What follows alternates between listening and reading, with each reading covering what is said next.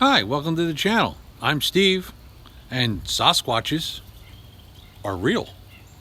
Actually, they might be, they might not be. Wanted to talk about something that I'm seeing a lot about on social media.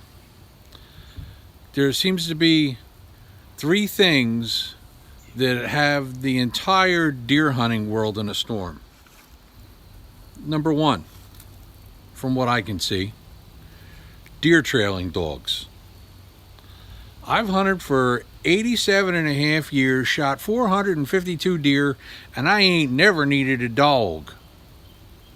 Okay, great. What about a guy that just shot his first deer? Not really sure what he's doing. Might have read a couple books, seen a couple videos, worried about losing a deer. What harm does it cause for that guy to call a dog, watch how the dog works, follow the blood or lack of blood that the dog finds, and finds his deer? No harm, no foul.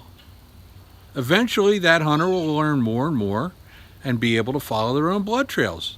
Plus, they'll be able to recognize when they actually do need a dog and when they don't need a dog. Just my opinion.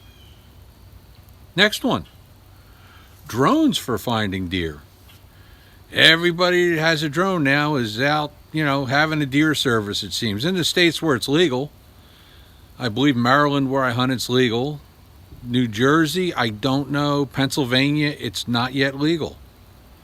But again, it's a tool that a hunter could possibly use.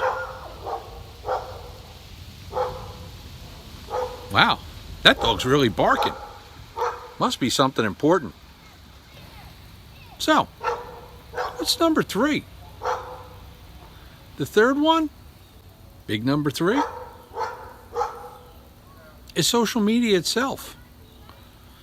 You see, on a lot of pages, everybody's going and saying, oh, look at all these posts for, dogs. Look at these posts for deer. Don't guys know how to shoot? Oh, it must be crossbow guys. Oh, it must be longbow guys. Oh, it must be this guy. Must be that guy. People take bad shots. Well, you know what? Sometimes people take bad shots, and sometimes bad things happen to good people. That's a fact. I think the fact that you might have 100,000 people on a Facebook page and 1,000 of them post looking for a dog. Sounds like I found one. Oh yeah, definitely a dog. But if you have 100,000 members and there's 1,000 posts, that's 1%.